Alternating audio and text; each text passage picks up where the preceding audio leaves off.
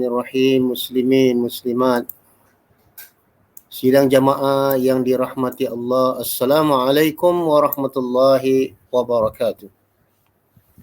Alhamdulillah wa bihi nasta'inu ala umurid dunya wa din. Wassalatu wassalamu ala Rasulillah wa ala alihi wa ashabihi wa man tabi'ahu bi ihsan ila yaumiddin. Subhanaka la ilma lana illa ma 'allamtana innaka antal alimul hakim. Astaghfirullahal azim, astaghfirullahal azim. Bismillahilladzi la yadurru ma'a ismihi syai'un fil ardi wala fis sama'i wa huwas samiul alim. Na'udzu bikalimatillahi tammati min syarri ma khalaq. Sidang jamaah Masjid Darul Ghufran yang dirahmati Allah, alhamdulillah, ahlan wa sahlan. Ya Ramadan, siri tafsir bertema Darul Ghufran episod yang ke-22. InsyaAllah sama-sama kita berdoa. Allahumma barikillahu lana fi Sya'ban faballighna Ramadan. Ya Allah, ya Tuhan kami, berkatilah kami pada bulan Sya'ban ini dan panjangkanlah usia kami sehingga dapat kami bertemu sekali lagi pada bulan Ramadan tahun ini.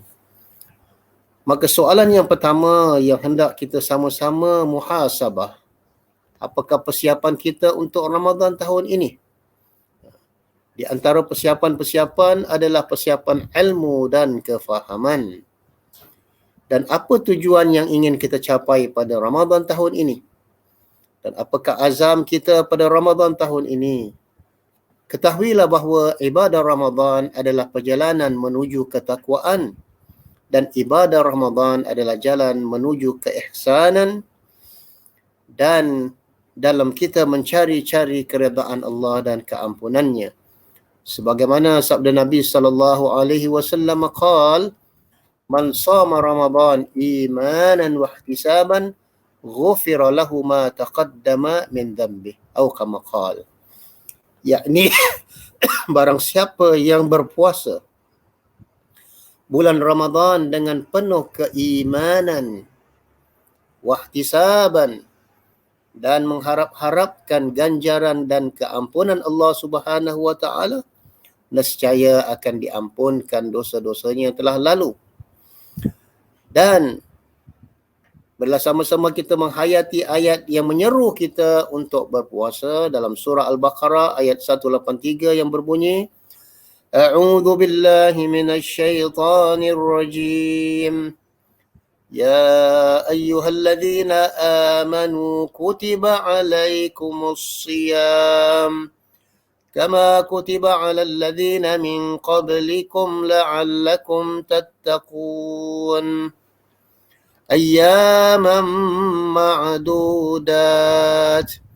فمن كان منكم مريضا أو على سفر فعدة من أيام أخر وعلى الذين يطيقونه فدية طعام مسكين فمن تطوع خيرا فهو خير له وأن تصوموا خير لكم إن كنتم تعلمون. Sadaqallahul azim. Yang bermaksud, wahai orang-orang yang beriman, telah diwajibkan atas kamu berpuasa sebagaimana yang diwajibkan atas orang-orang sebelum kamu. La'allakum tattaqun, mudah-mudahan supaya kamu menjadi orang yang bertakwa. Beberapa hari yang dihitung.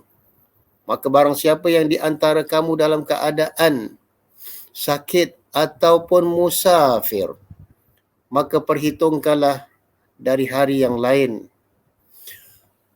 Wa 'alal ladzina yutiqunahu fidyatun ta'amu miskin, dan di atas orang-orang yang berat, yakni orang yang tua renta atau wanita yang hamil dan mereka yang bekerja keras di tengah-tengah padang pasir ataupun pernah di tengah-tengah di bawah pancaran matahari yang tidak sanggup berpuasa, maka fidyah wajib memberi makanan untuk orang-orang yang miskin. Dan dimaksudkan wa 'alal ladzina yutiqunahu fidyatun ta'amu miskin. Faman tatawwa'ah, maka barang siapa yang menderma lebih, yakni dia membayar fidyah lebih. Katakan fidyah itu $1.50, tetapi dia bayar pada setiap hari yang dia tidak puasa itu $2. Jadi yang lebih itu adalah lebih baik. Tetapi barang siapa yang mendermakan lebih, faman tatawwa'ah, maka itu adalah lebih baik baginya. Namun Allah mengatakan wa antasumu khairul lakum in kuntum ta'lamun. Walaupun mereka yang diizinkan berpuasa kerana tua renta atau wanita yang hamil, tetapi Allah tetap mengatakan wa antasumu khairul lakum in kuntum ta'lamun. Dan agar kamu berpuasa itu adalah lebih baik buat kamu jika kamu mengetahui ataupun mempunyai ilmu pengetahuan. Syahrul Ramadan alladhi unzila fihi al-Quran hudan linnas wa bayyinatin minal huda wal furqan. Bulan Ramadan diturunkan padanya Al-Quran menjadi petunjuk bagi manusia dan penjelasan dari petunjuk itu dan perbezaan antara yang hak dengan yang batil. Sedang jemaah yang dirahmati Allah, telah diriwayatkan sebuah hadis daripada Ibnu Khuzaimah daripada Salman Al-Farisi radhiyallahu anhu. Nabi SAW pada hari-hari terakhir daripada bulan Sya'ban akan menaik atas mimbar dan berpidato kepada para sahabat dengan mengatakan, ya ayuhan nas, qad azallakum syahrun azimun mubarakun. Wahai manusia, sesungguhnya kamu akan dinaungi oleh suatu bulan yang agung lagi penuh berkat, iaitu bulan yang terdapat padanya suatu malam yang lebih baik beribadah daripada 1000 bulan. Dengan datangnya bulan Ramadan, sidang jamaah sekalian, kita akan dilindungi dari segala perbuatan keji dan sia-sia, seolah-olah kehidupan kita berubah, yakni gaya hidup kita berubah daripada apa yang kita lakukan selama 11 bulan. Mulai daripada malam sahur atau malam yang kita bertarawih, yakni sehinggalah waktu maghrib, dan seterusnya selepas berbuka, kita akan terus bergegas untuk ke masjid kalau sekiranya diizinkan, untuk solat isya, tarawih, dan seterusnya malamnya kita bangkit di tengah malam untuk qiyamul lail dan hidup di bawah naungan Al-Quran. Sehinggalah acara perdana pada malam Aidil Fitri, yakni sama ada malam 29 ataupun 30, yakni kita terus bertakbir membesarkan Allah Subhanahu wa taala. Itulah yang dimaksudkan dalam hadis tadi, qad azallakum syahrun azim. Maknanya kamu akan dinaungi satu program yang diatur oleh Allah Subhanahu wa taala selama 1 bulan dan penuh dengan keberkatan. Jadi kita lihat keadaan kita insya-Allah pada malam Ramadan nanti, kita sudah mula bergegas, bersiap-siap untuk solat isya dan solat tarawih. Namun demikian, hadirin yang dirahmati Allah, apakah yang perlu kita lakukan terhadap ahli keluarga kita sebelum datangnya bulan Ramadan? Sekarang ini kita ada beberapa hari dalam bulan Sya'ban kerana ia merupakan jembatan untuk kita masuk ke gerbang Ramadan. Ada 6 perkara yang harus kita lakukan. Yang pertama, bagi siapa yang masih ada hutang puasa, hendaklah dia mengqadakkan beberapa hari ini yang termampu pada saki-baki bulan Sya'ban ini.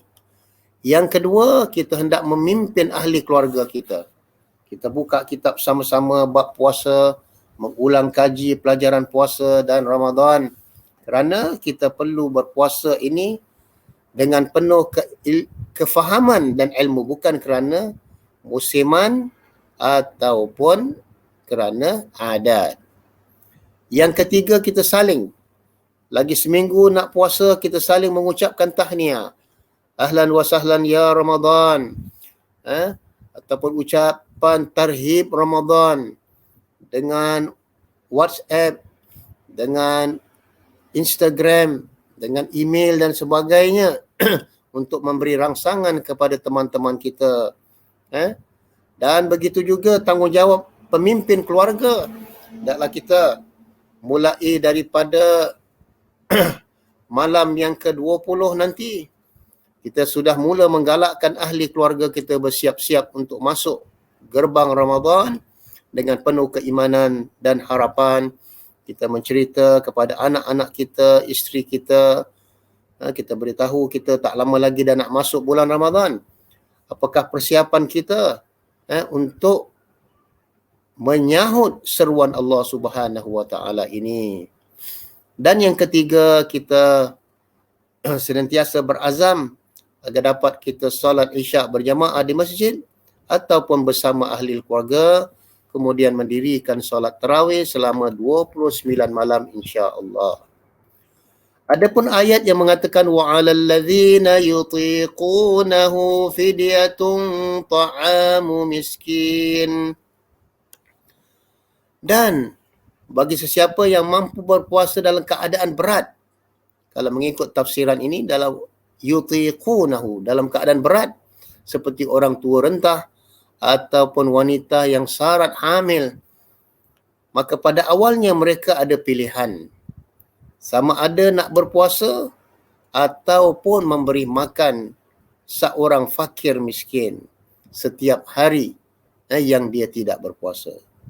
Namun Ibnu Abbas berpendapat ayat ini tidak dimansuhkan terhadap seorang wanita tua ataupun lelaki yang boleh berpuasa dalam keadaan berat, tetapi boleh memilih sama ada hendak memberi keluar fidyah kepada seorang fakir miskin untuk setiap hari yang dia tidak berpuasa. Maka ada riwayat daripada Sa'id ibn Jubair menyatakan, Ibnu Abbas mengatakan, maka nasikh di sini adalah untuk orang yang sihat dan tidak bermusafir, bukan untuk orang yang tua rentah ataupun wanita yang hamil. Maka dari itu orang yang sihat dan tidak bermusafir wajib atas mereka untuk terus berpuasa. Apabila turunnya ayat 185, beberapa ayat setelah ayat mewajibkan berpuasa yang berbunyi faman syahida minkumusy syahra falyasum, ayat 185. Maka barang siapa yang menyaksikan bulan Ramadan, ia bulan yang menyatakan tentang masuknya awal malam Ramadan, maka hendaklah dia berpuasa. Memang tidak dapat dinafikan pada awal Islam. Mereka hanya berpuasa pada bulan Ashura. Apabila datangnya kewajipan bulan Ramadan diturunkan, maka mereka terus diberi pilihan pada awal Islam. Maka barang siapa yang hendak berpuasa, teruslah dia berpuasa. Maka barang siapa yang nak berbuka, maka dia boleh membuat pilihan. Namun, ayat ini apabila turunnya, ayat 185, wa 'alal ladzi faman syahida minkumusy syahr falyasum, maka telah menjadi wajib. Sudah bukan pilihan lagi. Hanya yang diberi kelonggaran untuk tidak berpuasa bagi mereka yang tua renta ataupun wanita yang hamil yang takut bahaya pada anaknya ataupun pada dirinya, maka dengan membayar fidyah. Maka bagi mereka yang pilih tidak berpuasa, maka wajiblah atas mereka membayar fidyah. Jadi begitulah keadaan pada awal apabila puasa ini diwajibkan. Orang yang sihat dan mukim, bila dia mahu berpuasa, maka dia berpuasa. Apabila dia tidak mahu, maka berbukalah dia. Jadi pada awal Islam, maka diberikan pilihan. Tetapi setelah turunnya ayat 185, faman syahida minkumusy syahr falyasum, maka barang siapa yang menyaksikan bulan Ramadan ataupun masuk awal bulan Ramadan, maka hendaklah dia berpuasa, kerana ayat 184 ini telah dimansuhkan dengan ayat 185 mengikut pendapat Ubaidullah Ibn Nafi' dan begitu juga Ibn Umar mengatakan ia telah dimansuhkan. Makna ayat yang mengatakan wa 'alal ladzina yutiqunahu fidyatun ta'amu miskin, ayat yang bagi orang yang sihat maka hendaklah dia terus berpuasa kalau dia tidak musafir. Maka seterusnya Al-Bukhari meriwayatkan daripada Salamah ibn Aqwa ketika ayat dan orang-orang yang merasa berat berpuasa maka wajiblah baginya membayar fidyah. Namun begitu juga dikatakan oleh Ibn Umar, kemudian turunlah ayat 185 yang memansuhkan ketentuan, maka sudah tidak ada lagi pilihan bagi orang yang sihat dan mukim, wajib mereka berpuasa. Hanya yang diberi kelonggaran adalah bagi orang yang tua renta ataupun wanita yang hamil, yang sukar untuk dia berpuasa, maka dia bolehlah membayar fidyah beberapa hari yang dia tidak puasa. Dan seterusnya Allah Subhanahu wa taala mengatakan wa antasumu khairul lakum in kuntum ta'lamun. Dan agar kamu berpuasa itu adalah lebih baik bagi kamu jika kamu mengetahui. Walaupun di sana diberikan pilihan bagi orang yang sakit tidak ada harapan baik supaya mereka membayar fidyah. Namun Allah terus menekankan bagi orang yang sihat dan mukim agar mereka terus berpuasa lebih baik bagi mereka sekiranya mereka memahami. Jadi Allah mengatakan in kuntum ta'lamun, sekiranya kamu mengetahui, sekiranya kamu punya ilmu, sekiranya kamu mempunyai kefahaman tentang hikmah berpuasa tadi. Fahuwa khairul lah wa antasumu khairul lakum. Agar kamu berpuasa itu adalah lebih baik buat kamu sekiranya kamu faham dan mengerti tentang kebesaran bulan Ramadan dan hikmah berpuasa. Sidang jamaah yang dirahmati Allah, suasana rindu untuk beribadah kepada Allah lagi 16 hari, 17 hari, begitu bahangnya, membuatkan kita merasa begitu rindu dengan Ramadan sebagaimana Ramadan tahun lalu telah meninggalkan kita. Begitu ketara sekali suasana rumah seorang Muslim bertukar menjadi madrasah Al-Quran dengan tiba-tiba. Kalau dulu kita disibukkan dengan rancangan-rancangan TV, rancangan-rancangan macam-macam yang meleka dan melalaikan, apabila masuk saja awal Ramadan, maka rumah kita bertukar menjadi madrasah Al-Quran dan seolah-olah rumah kita telah menjadi masjid dengan mendirikan salat isya berjamaah dan salat tarawih berjamaah sekiranya kita tidak mempunyai peluang untuk salat di masjid. Jadi ahli keluarga kita menjadi ahli Al-Quran, berlomba-lomba membaca Al-Quran antara suami isteri, antara adik-beradik, antara ayah dan ibu, bertadarus Al-Quran dan menyemak. Ahli keluarga menyemak dengan khusyuk seraya menangis dan merenung satu lembar demi satu lembar. Maka disabdakan oleh Nabi SAW, as-siyamu wal Quran yashfa'ani lil 'abdi yaumal qiyamah. Bahawa puasa dan Al-Quran akan memberi syafaat pada seorang hamba pada hari kiamat nanti, di mana hari yang tidak ada naungan melainkan naungan Allah Subhanahu wa taala. Amin ya rabbal alamin. Sidang jamaah yang dirahmati Allah, insya-Allah apabila kita masuk pada bulan Ramadan nanti, kita akan menggalakkan ahli keluarga kita untuk menyemak, untuk bertadarus, membaca Al-Quran dan tadabbur ayat-ayat dan mengkaji ayat-ayatnya. Dan kita berazam untuk bangun malam-malam pada 10 akhir Ramadan. Berazam bersama ahli keluarga kita untuk beriktikaf di masjid kalau sekiranya diizinkan. Dan kita terus berjihad untuk menggerakkan dan membangunkan ahli keluarga kita bermunajat kepada Allah pada waktu sahur dan memperbanyakkan istighfar. Dan seterusnya kita lihat rumah kaum muslimin ataupun rumah ahli Islam dan iman pada bulan Ramadan adalah amanah dan tanggungjawab bagi setiap kita yang menjadi pemimpin. Ia memerlukan pimpinan yang penuh kesedaran dan pertanggungjawaban yang jujur. Bagaimana kita sebagai seorang pemimpin dan membimbing ahli keluarga kita pada bulan Ramadan dan bulan-bulan lainnya, menyuruh anggota keluarga kita berpuasa dan menegakkan salat. Dan dia menyuruh ahli keluarganya untuk mendirikan salat sebagaimana surah Maryam ayat 55, wa ya'muru ahlahu bis salat.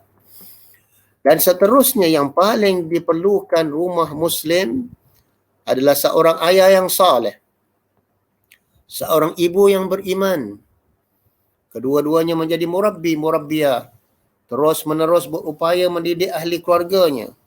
Tujuan dan fungsi institusi keluarga para jemaah sekalian menurut Islam adalah pengekalan dan penerusan umat manusia dan zuriatan salihah sebagaimana doa Nabi Ibrahim alaihi salam dalam surah Al-Baqarah ayat 128 dan 29 dengan doanya Rabbana waj'alna muslimaini lak wa min dhurriyyatina ummatan muslimatan lak wa arina manasikana wa tub alaina innaka antat tawwabur rahim. Jadi peranan kita sebagai pemimpin keluarga, bagaimana kita hendak menghidupkan suasana Ramadan bersama ahli keluarga kita kerana kita adalah khalifah dan pemimpin. Sebagaimana kita lihat di kalangan orang-orang yang beriman sebagaimana firman Allah di dalam surah Al-Furqan, walladzina yabituna lirabbihim sujjadan wa qiyama.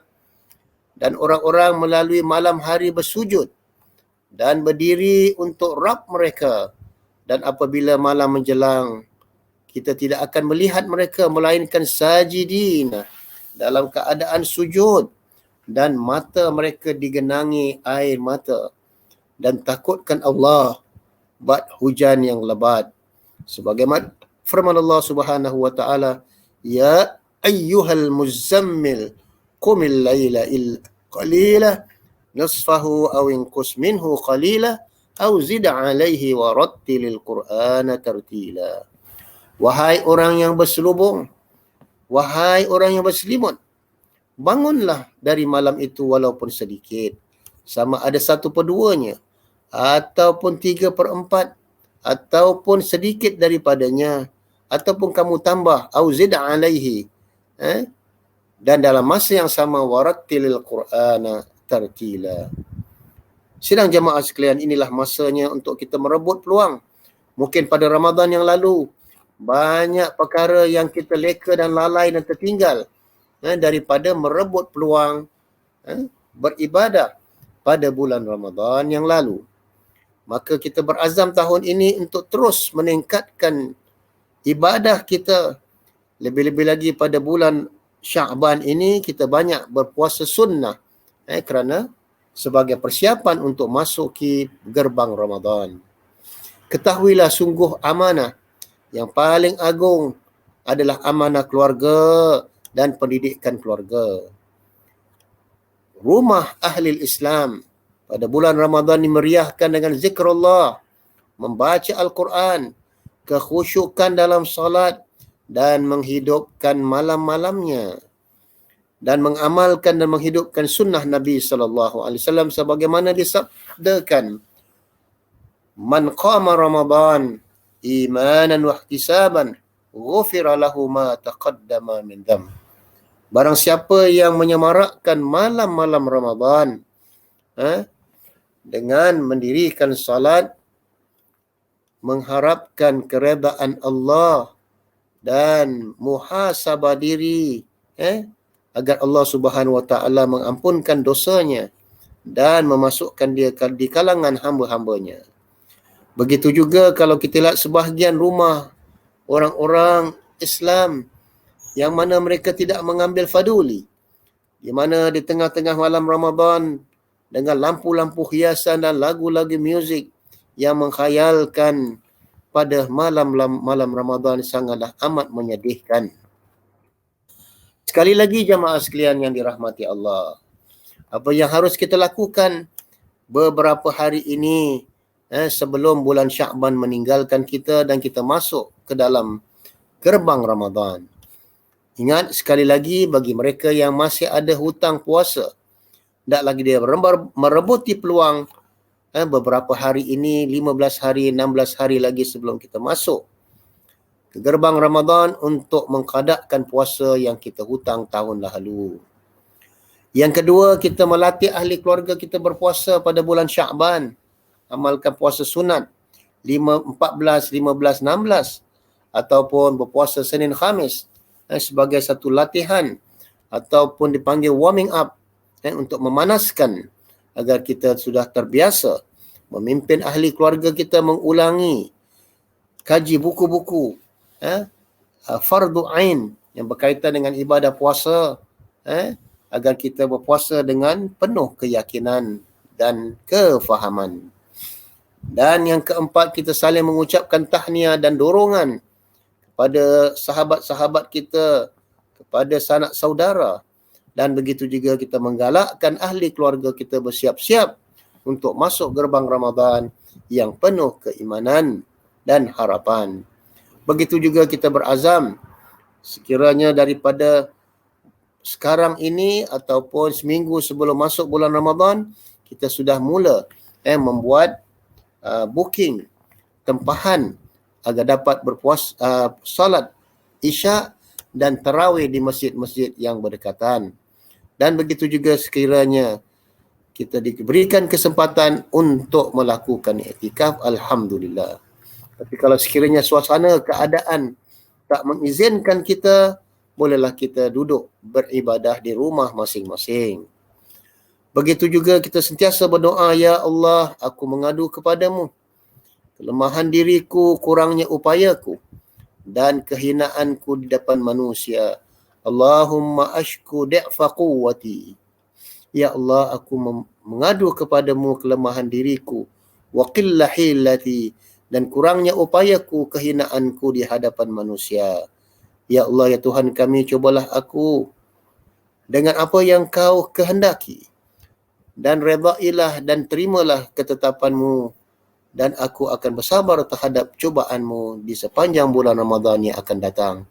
Kau peliharalah ahli keluarga kami agar mereka sentiasa beristiqamah, rukuk dan sujud dan bertilawah sepanjang bulan Ramadan. Amin ya rabbal alamin. Mudah-mudahan kita dapat menyemarakkan budaya-budaya yang baik dan sunnah-sunnah Nabi SAW di sepanjang bulan Ramadan. Allahumma la ilaha illa antal mannan badi'us samawati wal ardi ya dzal jalali wal ikram. Barikallahu lana fi Sya'ban faballighna Ramadan. Ya Allah, ya Tuhan kami, berkatilah kami pada bulan Sya'ban ini dan panjangkanlah usia kami agar kami dapat bertemu pada bulan Ramadan sekali lagi pada Ramadan akan datang ini, insya-Allah taala. Aqulu qawli hadha wa astaghfirullah li wa lakum wa li jami' muslimin. Subhanakallahumma wa bihamdika asyhadu an la ilaha illa anta astaghfiruka wa atubu ilaik. Wassalamu alaikum warahmatullahi wabarakatuh.